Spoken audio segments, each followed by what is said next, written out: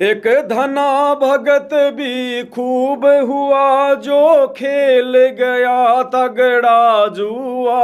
एक धना भगत भी खूब हुआ जो खेल गया तगड़ा जुआ। एक धना भगत भी खूब हुआ जो खेल गया तगड़ा जुआ। एक धना भगत भी खूब हुआ जो खेल गया तगड़ा जुआ। वो संतों का सरताज हुआ जिन बीज धनी को बांट दिया।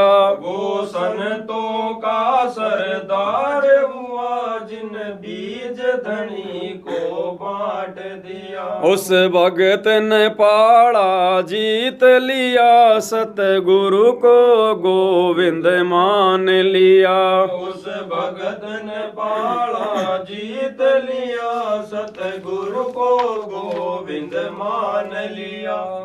एक धना भगत भी खूब हुआ यानी गजब का भगत हुआ जो खेल गया तगड़ा जुआ।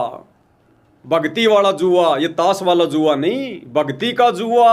आर पार की लड़ाई, कुछ नहीं देखा। खेतों में बीज डालने जा रहा था और उस समय रोजी रोटी का साधन, पेट भरने का साधन केवल खेती थी, खेती। बीज लेकर जा रहा था, अगर उस दिन बीज ना डाला परिवार भूखा मरता।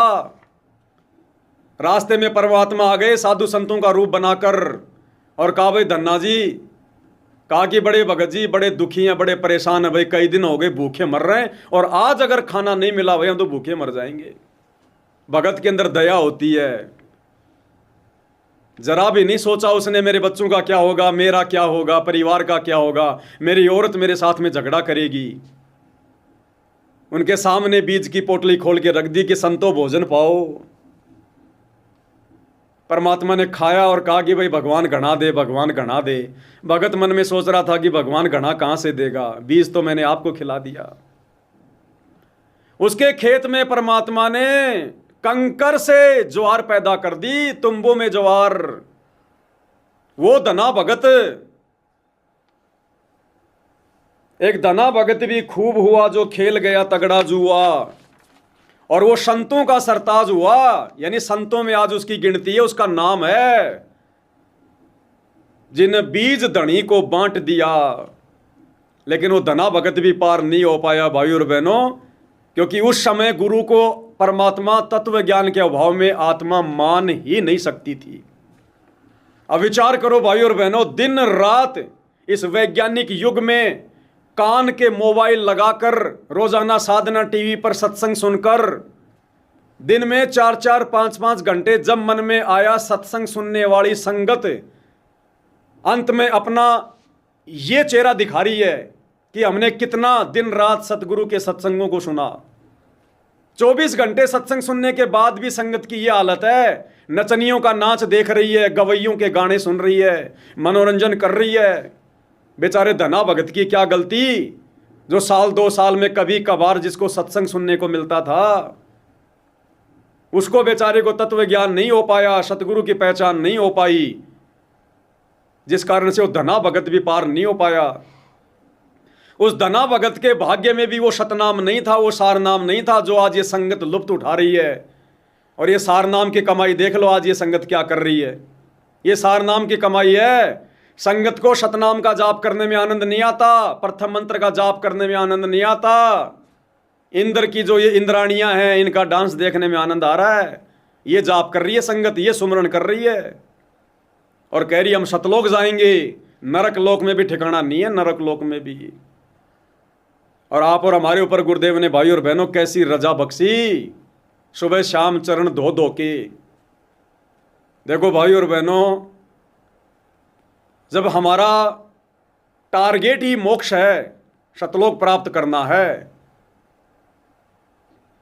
तो भाई और बहनों हमने तो जी जान की बाजी लगानी पड़ेगी। सुबह सुबह तो परमात्मा के आशीर्वाद से हम थाली में गुरुदेव भगवान के चरण धोकर चरणामृत लेते हैं। दास ने तो शाम के समय भी गुरुदेव भगवान के चरण धोकर ही चरणामृत लेने का अपना सिस्टम शुरू कर दिया है। जब भी कहीं बाहर जाना होगा, बोतल में पानी लेकर जाना होगा, गुरुदेव के चरण धोकर वही जल हम बोतल में डालकर बाहर लेकर जाएंगे। सादा पानी कभी मजबूरी हुई तो पिएंगे, बाजार से पानी की बोतल लेकर कभी बहुत मजबूरी होगी तो पिएंगे, नहीं तो छोटी मोटी जगह आना होगा, जाना होगा, 1 लीटर 2 लीटर में काम चलना होगा, अपने गुरुदेव के चरण धोकर काम चलाएंगे। हमने अपने पुण्य इकट्ठे करने, भगवान को प्रसन्न करना है, भक्ति धन जमा करना है। ये चरणामृत हमें कद मिलेगा। असंख्य युग हो गए हमारे को, दुनिया तो आज भी गाय का पेशाब पी रही है, गोमूत्र पी रही है। हमें सतगुरु मिल गए तो चरणामृत क्यों ना पियो धो धो के। ये भक्ति मन कर्म वचन की है। जरूरी नहीं है कि वही चरणामृत काम करेगा जो साक्षात हम गुरु जी के धो के चरण पिएंगे। ये आश्रम वाले जो लड़कियों का नाच देख रहे हैं, ये कितना ही जेल में जाके गुरु जी के चरण धो लो, वो गाय के मूत्र से भी ज्यादा काम नहीं करेगा। वो अंतर्यामी परमात्मा है।